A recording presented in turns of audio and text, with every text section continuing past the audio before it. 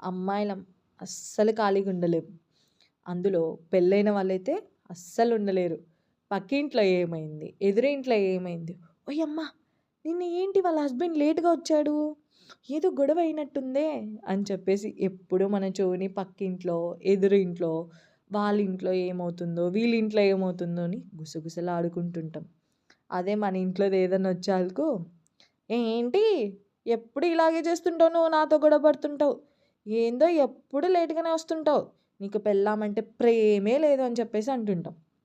అదే ఎదురింట్లో లేట్ వచ్చారనుకో, "ఏమ్మా! ఓయమ్మ! ఏం జరిగిందో ఏమో! వాళ్ళ ఇంట్లో అస్సలు సరిగ్గనేది వండుకోకున్నారు. ఎప్పుడు గొడవ పడుతుంటారు.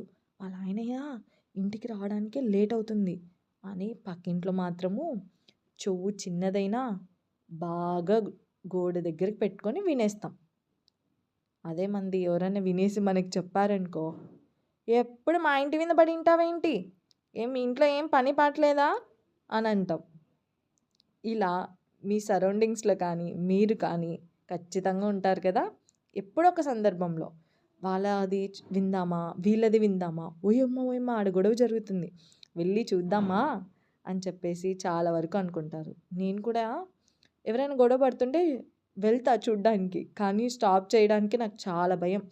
కాళ్ళు, చేతులు వణుకుతుంటాయి. వాళ్ళు గొడవ పడుతున్నప్పుడు నన్ను తోసేస్తే నేను కింద పడిపోతే? నా కుటుంబాన్ని ఎవరు చూసుకుంటారు? ఇదొక ఆలోచన. ఓకే. సరే. పోయి ఆపుదామనుకుంటే వాళ్ళు ఆగేటోళ్ళు గూడా గాదు. ఇంకా రెచ్చిపోయేటోళ్ళు. ఆ! అని మననే తోసేటోళ్ళు. అలాంటోళ్ళని మనం ఎక్కడ ఆపగలుగుతాం?